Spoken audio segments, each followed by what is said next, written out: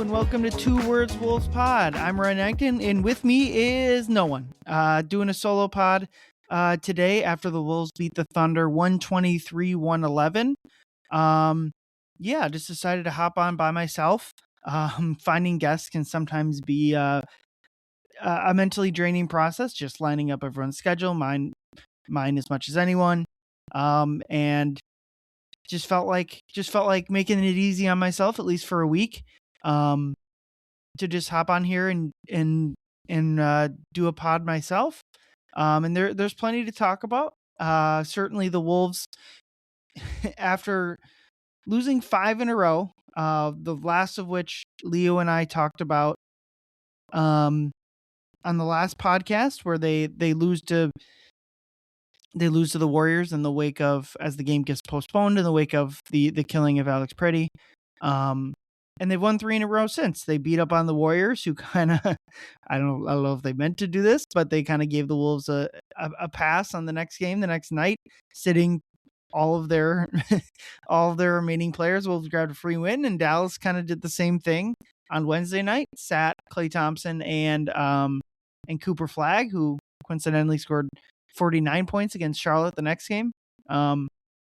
So the Wolves take care of business in 2 easy games that they, not necessarily the most pretty, not the most enjoyable games or whatever, but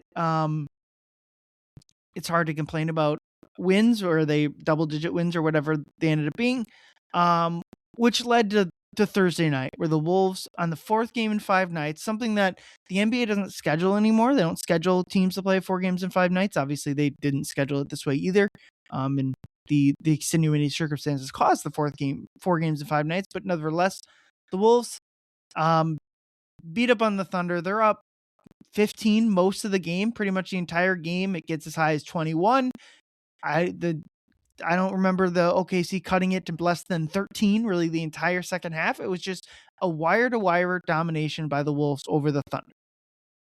And I think it's fair to throw out caveats, right? Like, the Thunder didn't have Jalen Williams, they didn't have Caruso, they didn't have AJ Mitchell. So it's fair to point that out. If people were to point out those, I would point out that the Wolves are on the much worse of the travel. In this case, they had played in Dallas the night before. They'd played 2 games back to back. Like, obviously it's not like all of that applies, but ultimately the Wolves showed just how good they are and how high their top gear is against Oklahoma City Thursday night. And it's why I don't think people, when the Wolves go on extended losing streaks, or just even like have a string of bad games, it shouldn't surprise us anymore when they immediately turn around and start playing their best basketball this season, because that's what they've done for years now, basically dating back to acquiring Rudy Gobert, and maybe even the season before that ended it against Memphis. They just have shown the knack to, when you start to give up on them, where's this going? Where's the season going? They turn it around. So just kind of one of those things where, I mean, the cliche is never too high, never too low, but I think that applies really well to this Wolves team, in the sense of, if you're this type of person that's going to overreact to the bad outings against poor teams, which is certainly fair at times, I think it's also important to point out these games where the Wolves do show their absolutely high-end gear, which I just kind of feel like the Wolves' best game is as good as any other team's best game. It's not to say I think they'd be favored over Oklahoma City. No, they'd be a fairly sizable underdog. I think against a healthy Denver Nuggets, the Wolves would be a fairly healthy underdog.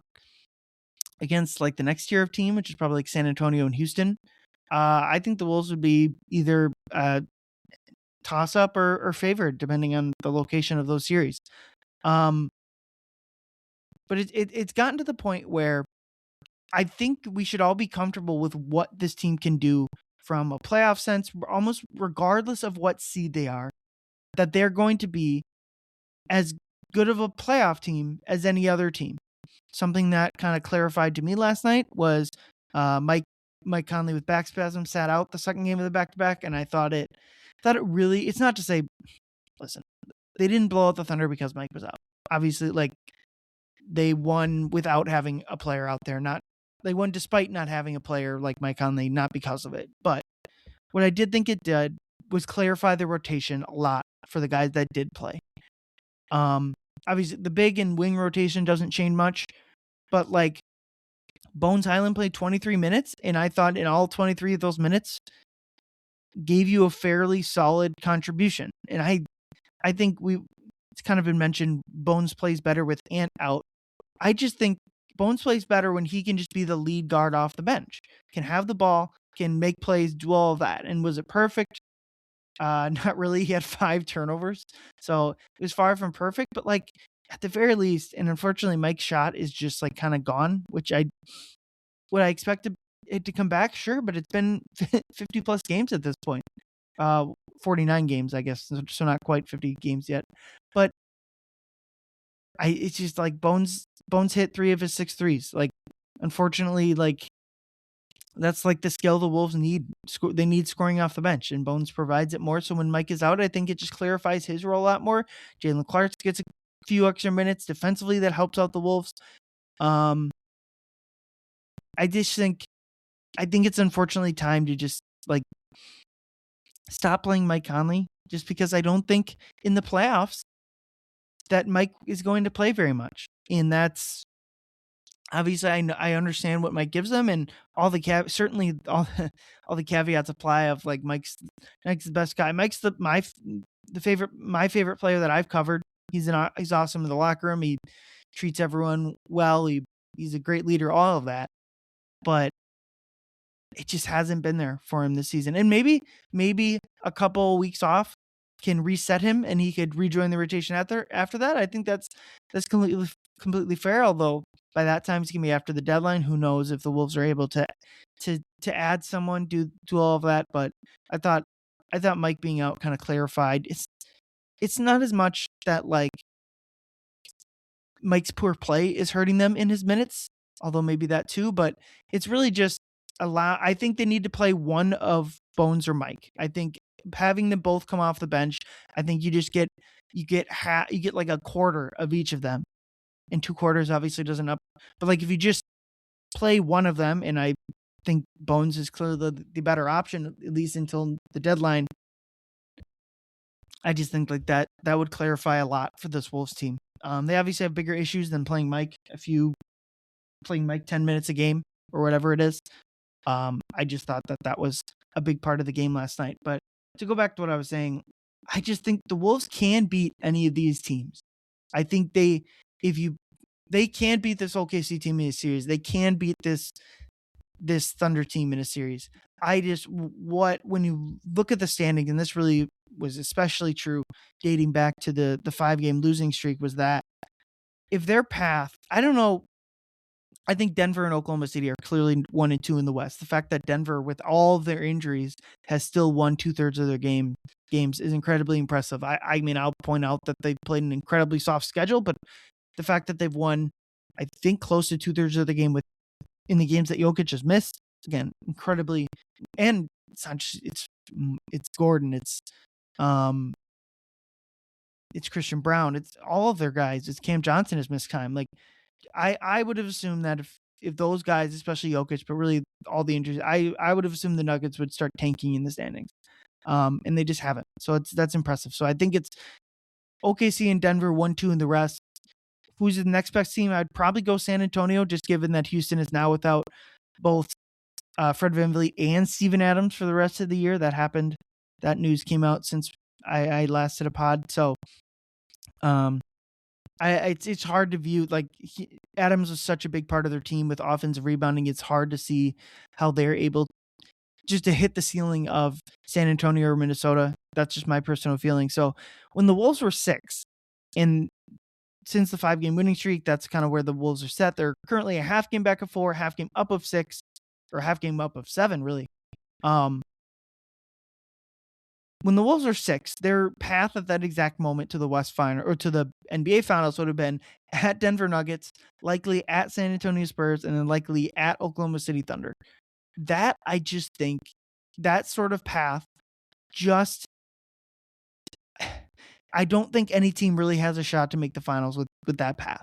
Even it doesn't even matter who the teams are. Like take even if Denver or Oklahoma City have to go through that sort of path. I just think it's going to wear on you too much playing all these good teams. Like playing Denver in the first round is just that would be an impossible matchup. So where the Wolves are now sitting at 5, I do think that's a slightly better matchup. You're half game back at Houston. If you can sneak back into 4 and get that as a home series, where you're home Houston, at Oklahoma City, at Denver or San Antonio, I think that's a path that could that's like a more doable finals path. The real one that the Wolves should be trying to shoot for, and the 5-game losing streak is a real bummer. If they had just won like 2 of those games, they'd be in prime position for this. Is to pass Denver or both San Antonio, but specifically Denver for the 3 seed, pushing Denver to the 4 and having both where you only have to place one of Denver or Oklahoma City to make the finals. That is like the holy grail for the Wolves the rest of the season. If they can get to that, I'm still unbelievably confident, even if the Wolves can't hit whatever regular season ceiling, that they'll be in the top 6. Although Phoenix just like doesn't lose. Incredibly impressive season for the Phoenix Suns. If they can get up to 3, push Denver down to 4, that is the ultimate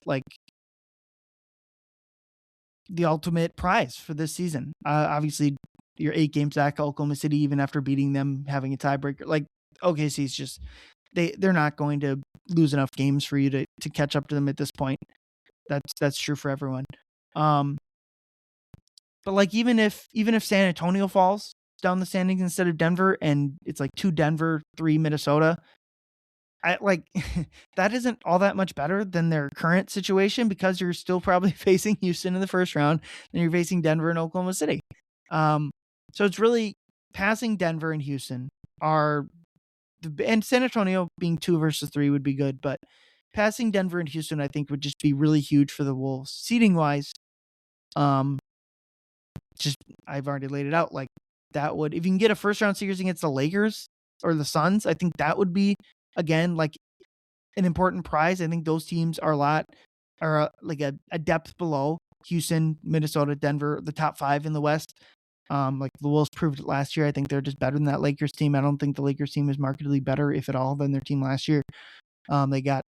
Lakers got stuff to figure out. The minutes with both LeBron and Luka on the court have not been profitable all year, and obviously having both of them off the court has also been not good minutes. So I don't know. It seems it's very much trending towards LeBron James not being on the Lakers next year, whether he retires or goes back to has a farewell season, most likely Cleveland. And that's where I think the Lakers will retool the roster around Luka Doncic and Austin Reeves, who is a free agent, but you'd imagine the Lakers will be in pole position to retain him. But I just going back to the 5-game losing streak, I think there's 2 big things that cost the Wolves, or that are concerning for the Wolves. Is that one, like I mentioned, the standings. They might have cost themselves a top 3 seed, which it's starting to feel like a prerequisite to make the finals.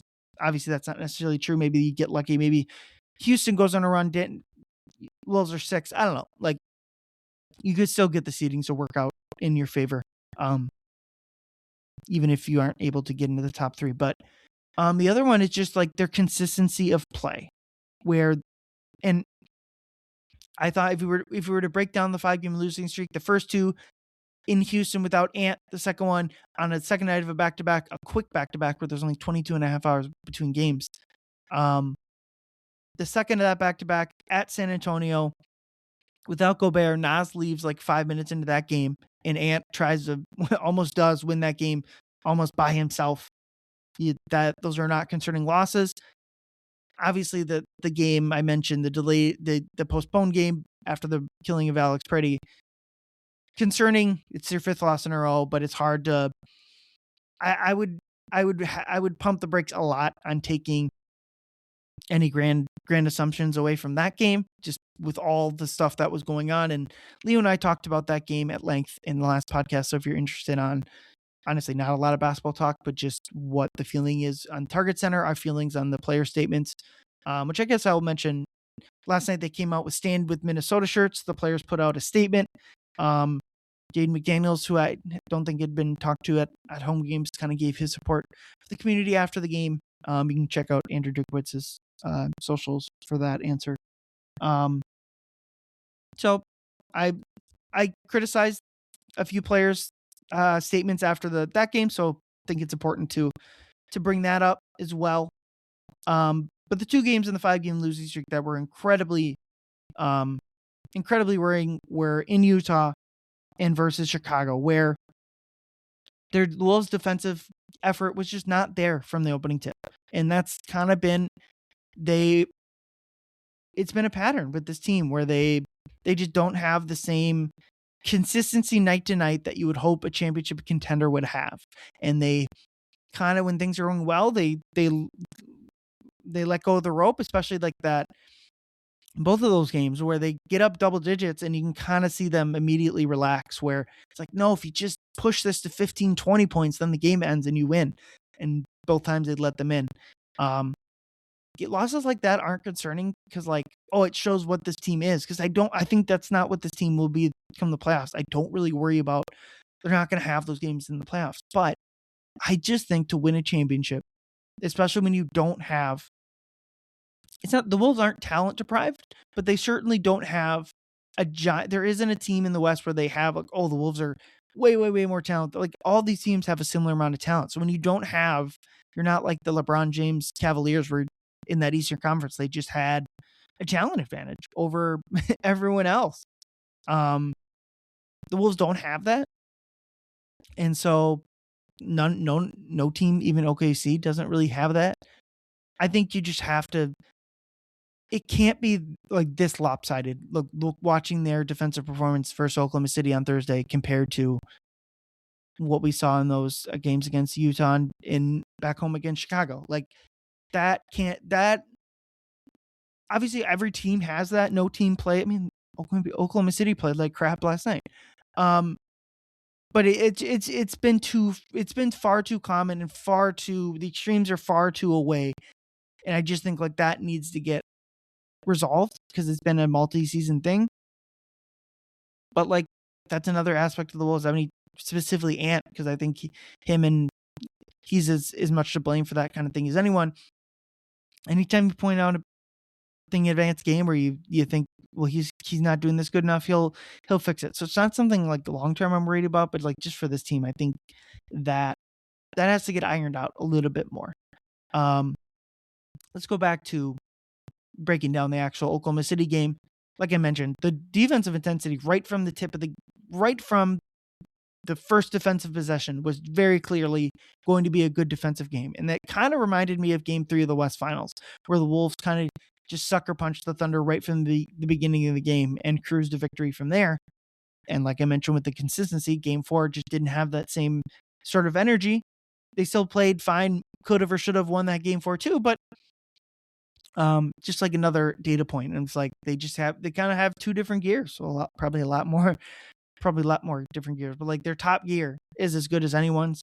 I thought Anthony Edwards was, despite like it wouldn't jump out to you on the stat sheet, I thought Anthony Edwards was sensational in this game. 26 points, 9 of 17 from the floor, 4 of 10 from 3, hit 4 free throws, 5 rebounds, 5 assists, 3 turnovers, 2 steals and a block. The 2 steals and a block I think are important just because anytime you get engaged defensively, Anthony Edwards, the Wolves have an incredible chance to win.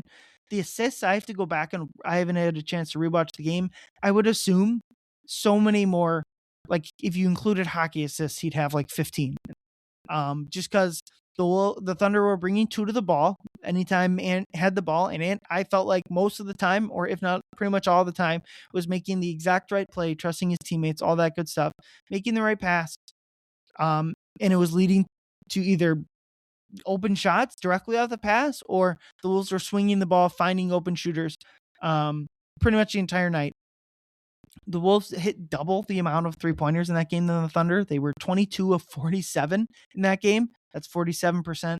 Thunder 11 of 31 for 35%. So 22 makes to 11 there. That's where the Wolves won the game.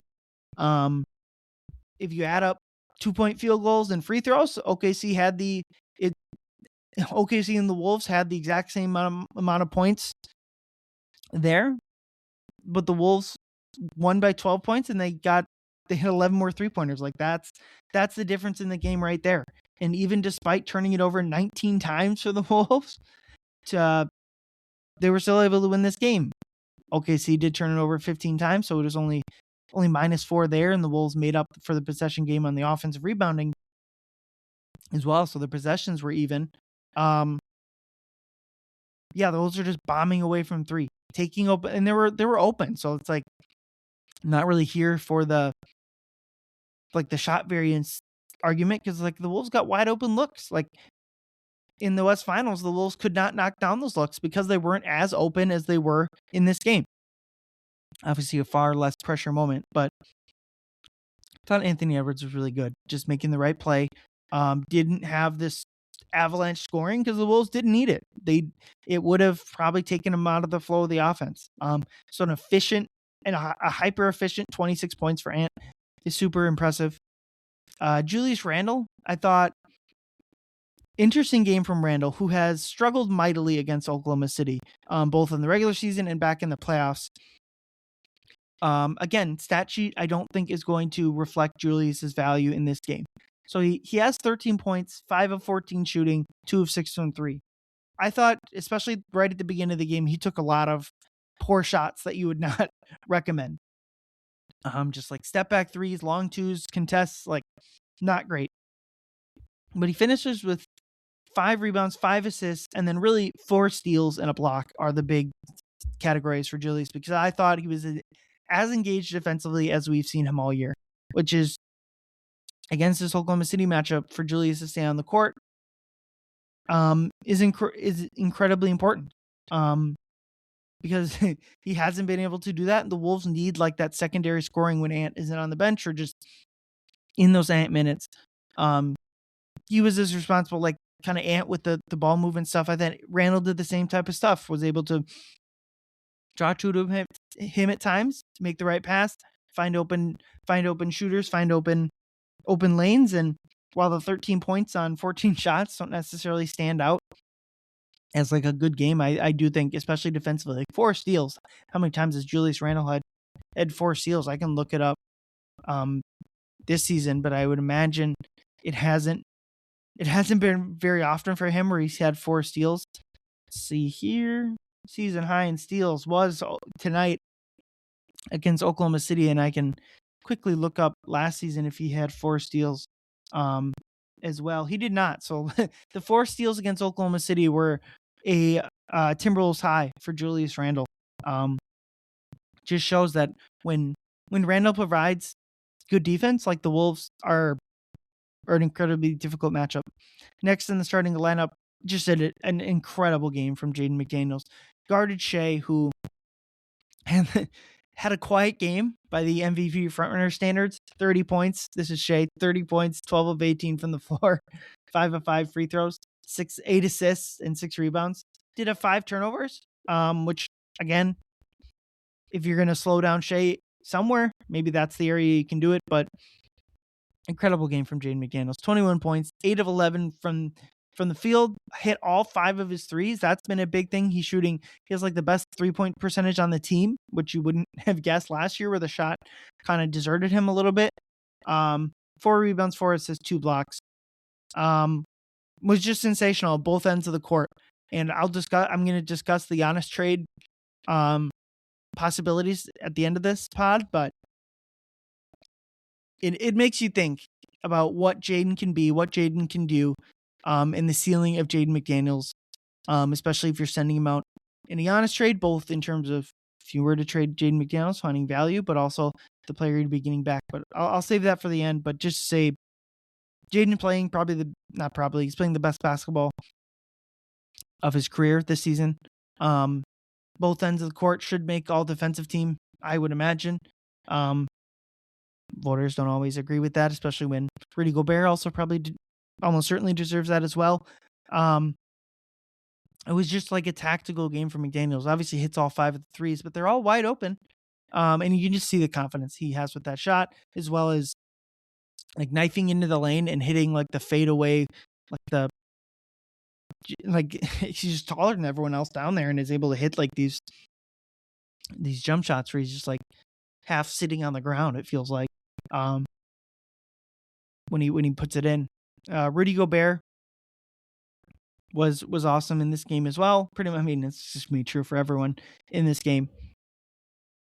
Did a good job guarding the paint as he always does. I thought anytime you play a team like the Thunder who doesn't really play, aside from Hartenstein, doesn't really play, especially the Thunder started Jalen Williams. It seems like their Hartenstein only played 18 minutes, so they're lowering his minutes there. But so the Wolves or the Thunder are playing 5-out offense the entire game, and sometimes that can lead to Rudy being late to rotations out to the bigs shooting threes.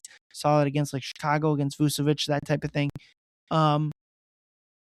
Only once did I feel like Rudy gave up a wide open three, like a pick and pop three, and Jalen Williams missed it. And ultimately, if Jalen Williams is shooting a three, it's not the worst thing in the world for the Wolves defense. So Rudy did a fantastic job locking down the paint as he always does.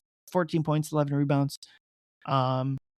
Yeah, just like the Rudy Gobert, we wondered a lot of Rudy's best games have come against poor opponents. This was not a good example of that, where Rudy played extremely well against another good opponent. And any matchup against Oklahoma City, it's not that he has to outplay Chet, but the matchup of him versus Chet is as big in any of these games. Is as big a matchup as anyone in these games, and Rudy did a good job with that. And then lastly, Naz Reid off the bench. Naz is certainly playing the best basketball of his career. You can just see him getting better in almost any. I mean, from an undrafted player out of LSU.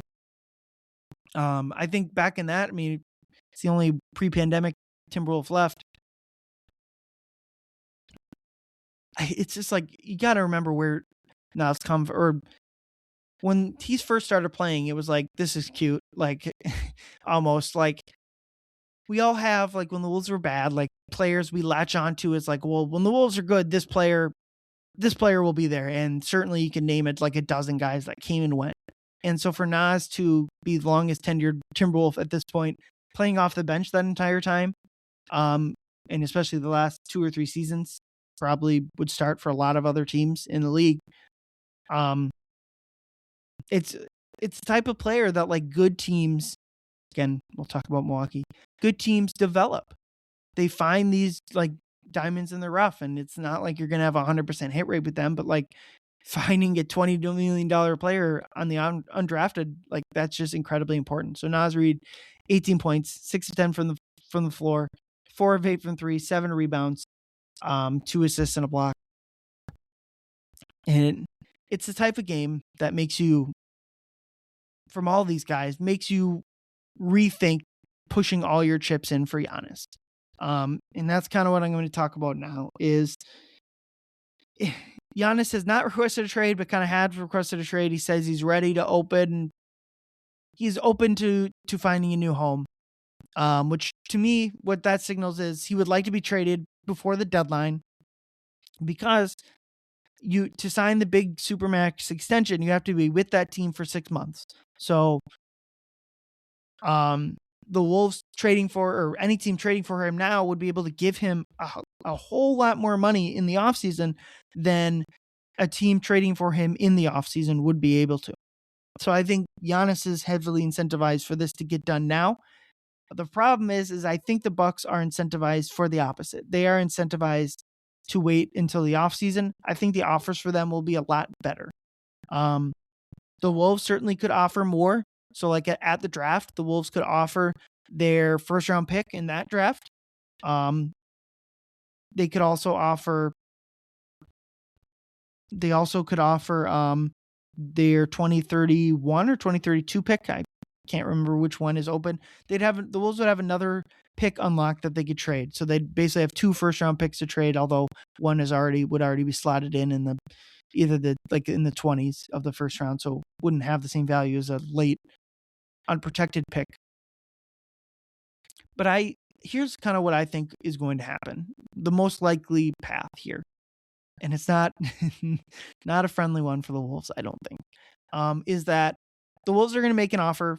A lot of teams are going to make an offer. It sounds like, I mean, I don't think Oklahoma City will. I don't think San Antonio will. It sounds like Houston is not going to. So it's going to be a lot of Philly, Minnesota, Golden State, Miami, a lot of these teams that don't have the treasure trove of picks, or if they do, like Golden State does, they don't have like a key young or youngish player to put into the, or just be the picks. So I do kind of think of that group, the Wolves have as good or better of an offer. It would be something like sending out Jaden McDaniels and Julius Randle, likely sending out Jaden to get picks that you can send to Milwaukee. Atlanta this year and next year has swap rights with Milwaukee, so that'd be a team you could try to target. Now, if Atlanta knows that Milwaukee is giving up Giannis, do they want to part with those picks? And then Portland has swaps with Milwaukee after that. So that'd be teams you could try to target, Milwaukee being interested in grabbing their picks. To me, the deal, if you're trying to trade for Giannis, would center around Julius Randle and Jaden McDaniels. But before I think what's going to happen is these teams are going to give their best offer, and the Wolves, like I mentioned, well, I'll break down their offer, but I think it's just not going to be enough for a player like Giannis Antetokounmpo. And because the Bucks, their real deadline is the offseason, not this deadline. Like when they can trade Giannis and still get value, they can do it in the offseason. I think that's what's going to end up happening, is that they'll kind of quasi shut down Giannis, because what's interesting is the Bucks have, I think this how it works. The Bucks have swap rights with Atlanta, but Atlanta also has swap rights with New Orleans. And so New Orleans picks ends up below Milwaukee's, which barring the lottery it will, Milwaukee gets their pick back. I believe that's how it works. So Milwaukee kind of tanking it out. You kind of don't want to tank it out too far and risk winning the lottery, basically. But tanking it out, getting it like the 10th pick, would obviously be in Milwaukee's favor at this point. So I think what they'll basically quasi shut down Giannis, or maybe it just won't matter. He's going to be out 3 to 5 more weeks. And the Bucks with that will just tank themselves out of it, and they can play Giannis, have a farewell tour of sorts.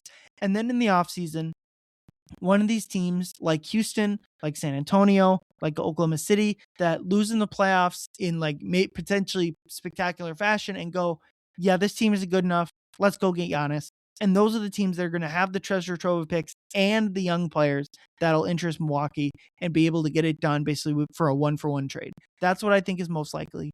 And it's also the scenario that is really bad for the Wolves, because like Giannis, certainly in San Antonio, is terrifying. Certainly in Oklahoma City, especially if they're not giving up.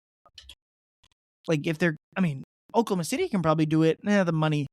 If not for the money, they could do it without giving up their top 3 guys. But even if they're giving up just one of those top 3 guys, then that's all they're giving up, basically, aside from whatever treasure trove of picks they have. Like, that's an incredibly scary.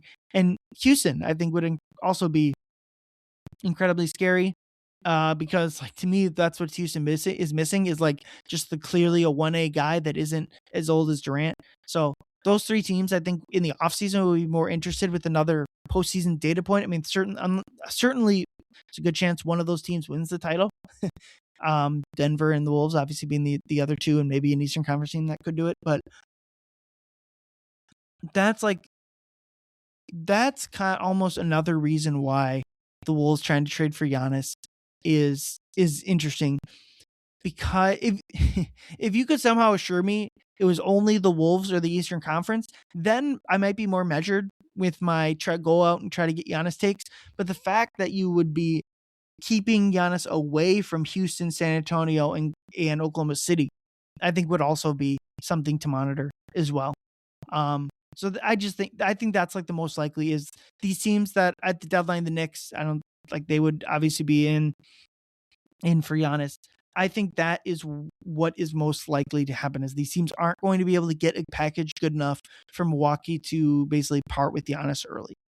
Unless Giannis makes it clear, I want to be here. I'm going to throw a fit in the offseason if you don't. Like, if he puts pressure basically on Milwaukee, that's to me the only way it gets done. And it's kind of been leaked out there that Giannis would be interested in coming to Minnesota, which is basically a prerequisite for trading for him is you have to basically know and teams can do this through back channeling. You have to be able to basically know if we get Giannis, he's one, going to be happy here, and two, sign the extension in the offseason. Because if you don't do that and you're only getting a season and a half of Giannis, then whatever you're sending out for him is just not going to be worth it. So you kind of similar to Durant, where the Wolves, it seemed like, never really made an offer because Durant didn't want to come here. If that's what happens with Giannis, then the Wolves won't make a competitive offer for Giannis. But if Giannis, I'll put it this way, if Giannis puts pressure on the Bucks saying, I want to be on the Timberwolves, he will be. That's what's going to happen. And if not for that, it's going to be hard to see how a deal comes through, especially this offseason, and especially at this deadline, and kind of especially at the offseason, because at that point, I just think there's going to be a lot more teams with a lot more ammo that are just going to be able to flat outbid the Wolves. But for now, I think the Wolves, of the teams kind of in the mix, actually have the best offer. So without breaking down individual, like what players would go where, I think like the non-negotiables for trading for Giannis are, one, Jaden McDaniels, because he's just going to be the prize chip. So Mikal Bridges got 5 first-round picks. I don't think Jaden would get that, but I think a team would hand out multiple first-round picks for Jaden McDaniels, who's currently on a 4-year, $108 million contract. I think Jaden McDaniels would be as good of a single piece as anyone would trade out in these trades of the currently, like I mentioned, the currently bantied about group of Golden State, Miami, the Knicks, all these teams that either have picks or young players or quality players and not both. Why I kind of feel like is the Wolves do have young players that might have value, and they have solid players that could get picks. That's kind of why I think the Wolves had the best offer. The Knicks, I mean, look, they could try to part. I don't. Cat's contract is too negative. Like, I don't think the Bucks or any team, like, that's almost a negative value contract. So if the Knicks are going after Giannis, it seems like they're going to have to trade both OG and Mikal Bridges, which is doable, but then it's kind of like, well, what sort of team do you have? And that applies to the Wolves. At that point, so the Knicks have as good of an offer as the Wolves, but I think the Wolves with Jaden McDaniels, Julius Randle, who I think if you found the right team could have value, and then I think you're probably also going to have to send out Naz Reid. Any Giannis trade is going to hurt. We're going to really hurt. And then obviously you don't have to trade out Rob Dillingham, but I think the Wolves would be more than willing to send out Rob if they can find a team that has value. And then I think like those are the first 4 that almost non-negotiables are going to have to be. And then it's like, can we try to keep, if you can try to do it without trading away Naz, if you can try to do it without trading away Berenger, I think that would, if you can send out Berenger instead of Naz, that would obviously be like an incredible steal, just because I think Naz would just be so perfect playing for the Wolves with Giannis. But although Berenger would be valuable, getting paid $20 million over the next 4 years, 16 of that over the next 3 seasons. So in terms of that, because Giannis is going to come with a hefty contract, especially after the 26-27 season, where that $60 million a season extension kicks in. But let's just say it's just thinking about it pure from the Wolves' perspective, not any other team.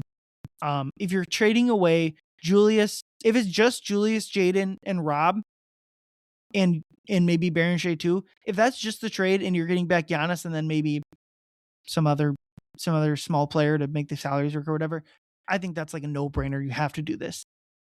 So it comes down to, if Naz is also in that trade and you're trading away Julius, Jaden, and Naz, 3 starting caliber players, 3 of your top 6 guys for Giannis, is that worth it? And I'm just kind of at the point where I think you have to I think there's going to be a lot of smart discussion about, like, where does that leave your team? You're gutting your team, all of this. And I certainly think making a trade like that is going to make this season kind of a wash. I think it's going to be really hard to integrate Giannis and have, like, the Wolves don't have a lot of depth, so you're trading basically 3 for 1. Obviously, you could, at that point, you're probably trading out Mike Conley to replace his salary. You could potentially trade Rudy and split his contract into 2 people. But ultimately, like you're breaking down a lot of what this team is, and I just think it would take too much, it'd be too much upheaval for this season. Obviously, for next season, especially when you're able to kind of reset the roster a little bit, it'd be an incredibly valuable trade, I think. But I don't know. It's a lot. I've kind of gone back and forth on it.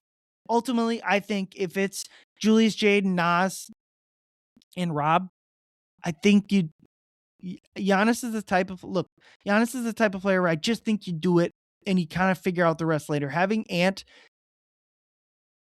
I mean, look, if you can include Rudy, get back a different player. Like if you're getting back Kyle Kuzma, just a puke. But if that allows you to keep Nas Reed, I think that's like a no-brainer, like something they should try to do. But I'm just saying, like the top end of the Wolves value they're willing to trade would be Julius, Jaden, Nas, Rob, and Berenger sending out for Giannis, and you're getting back another player in that deal as well, just for salary purposes.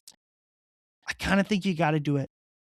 Giannis is going to end up one of the 25 greatest players ever. He's already there. He has a chance with another title to reach like Pantheon status, multiple times MVP, multiple champion, if they're able to get it done. I know it's a different NBA era where you kind of try to get a big two or big three and figure out the rest later. But there really hasn't been a point in NBA history where if you have two of the top 6, 7, 8 players in the league, two MVP candidates on the same team, you're pretty much guaranteed a title. I struggle to find an instance, like the most recent example is the Lakers. I think in that bubble era, Anthony Davis was the top 8 or so player in the league. The Lakers won the title. Thinking back to like Magic and Kobe and Shaq, Magic and Kareem. It's just hard to think back. Anytime a team has two of these level players, they just win the title. That's just what happens. And I understand. So if you're making that deal and your team left is basically Ant, Dante, Giannis, Rudy, and that's kind of it, I get what that does to your team. And like Mike is back as the starting point guard at that point. I get that. I get how much that hamstrings your team, especially for this year. I just think if you have those top 3 guys, Ant, Giannis, and another all-star caliber player, whether it's Julius, Rudy, or Nas left, like that's just a team that's not destined to win the title, but it has a pretty damn good shot at it. As good as anyone. And I think people are going to like undersell just how good Giannis is and be worried about his injury status when he's played 60 plus games. And I think back to those, Giannis has played 60 plus games in every single season of his career. And I think back to that, Giannis had the greatest single finals game ever. I think that's what, in a closeout game 6, Giannis had 50 points. Only the second time in a closeout finals game someone had 50 or more points. The other person was Bob Pettit, more than 60, 70 years prior to that game. I just think the Wolves should try to save as much ammo as they can, retain as many players as they can. Nas Reed would be my first. And I already talked about like getting how much better can Jaden McDaniels get? His contract is phenomenal at basically 25 after this season, 26, 28, 29 million or 30 million really for that last season. That's an incredible contract, and you're accelerating your timeline as the Wolves, and there's certainly a big downside of like an injury risk, and you're accelerating Ant's timeline, but I also just think it increases your chances of winning the title, and it would cause a lot of upheaval. Thinking about letting go of Jaden and Nas, 2 of Ant's buddies, what would that do? I kind of think my stance would be he would just have to get over it. I know that's harsh, and certainly I wouldn't like that if someone said it to me about my favorite coworker or my favorite buddies. But like they're trying to win the title, and I think if you're able to get Giannis, I think I don't know. I just kind of keep back. You got to do it. It's Giannis Antetokounmpo. You're trading for an MVP candidate. on a team that already has someone that you believe can be the best player on a title team, for Ant to be the second best player on a team, it'd be too much to pass up. And again, it'd probably nuke their season this year.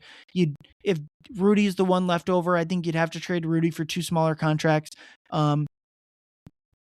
You'd probably like to trade Mike. This would make like a Kobe White deal where you're keeping a player for next year a lot more interesting. But also if you're trading Rob out in that sort of deal, makes it tough. So a lot of stuff to think about. I just kind of wanted to spew my thoughts. I think the deal that like I've seen that makes a lot of sense is you're trading like Jaden McDaniels to the Blazers. They're giving you Milwaukee's swaps, and maybe also you're getting Drew Holiday as a player that comes back to the Wolves. I think that'd make a lot of sense. As like you're starting quote unquote point guard next to Ant. Obviously Ant offensively would be the point guard. Drew Holiday defensively would be the point guard, blah, blah. I think that would make a lot of sense. Ultimately, I don't think the Wolves or any other team is going to have enough ammo to get it done unless Giannis really provides a lot of pressure saying, I want to go here, or just I need to be traded by the deadline. And so I think if that happens, I think the Knicks and the Wolves make the most sense. I don't think Golden State has enough. I don't think Miami has even close to enough. I think the Wolves and the Knicks are the two teams that could get creative with sending out a quality player. In the Wolves case, Jaden McDaniels, and in the Knicks case, OG Anunoby and Mikal Bridges, where you're sending those guys out, getting picks back, and you're rerouting those to Milwaukee. I think that's the path. But like I said, I think like ultimately, like I'm waffling between like, does this make sense? It shortens your timeline. It provides a lot of like certainly the 1 percentile outcome of trading for Giannis is really, really bad and kind of ends this era of the Wolves. But the high end is like multiple championships. So I think like if you're forced to me to make a decision, I think I'd pretty much do whatever it takes to get Giannis. Like I mentioned, I just think these teams are not going to have enough, and a team that has a buttload of picks in the offseason is going to be what it ends up being on that front. But I think I'll table the discussion here. I think it's a much more interesting conversation with another person. So at the end or next podcast, we'll talk it over with Leo, see what he thinks. Maybe I'll send some text messages around kind of the Wolves media crew, see what they think about it. I think it's a really interesting discussion, and trading for Giannis makes a lot more sense as like the Wolves home run move than it did when it was Durant. Just where the Wolves are at timeline with Ant. Obviously, Giannis is older than Ant, but kind of fits with that better. But kind of understand if people are hesitant on that. And while it may raise the Wolves' championship ceiling, it almost certainly, to a certain extent, shorten this era of the Wolves as well. So it's a lot to think about, and there's going to be a lot of news reports flying over the next few days. So that's kind of where I'm going to leave it. The Wolves travel to Memphis here. Leo and I will recap one or both of those games on the next podcast. And then the Wolves head to Toronto, where they have not won since 2004. The Wolves have not run a road game in Toronto since 2004. They have won a road game against Toronto when the Raptors played in Tampa for a season. So that's kind of a fun little quirk there. But the Wolves have not won in the state of Canada, or the country of Canada, since January 21st, 2004. So over 22 years ago at this point. If for nothing else, hopefully the Wolves can break that streak. But I'm Ryan Eichten. Solo show today. Hope you enjoyed it. Thank you all for listening. Go Wolves. Ayoo!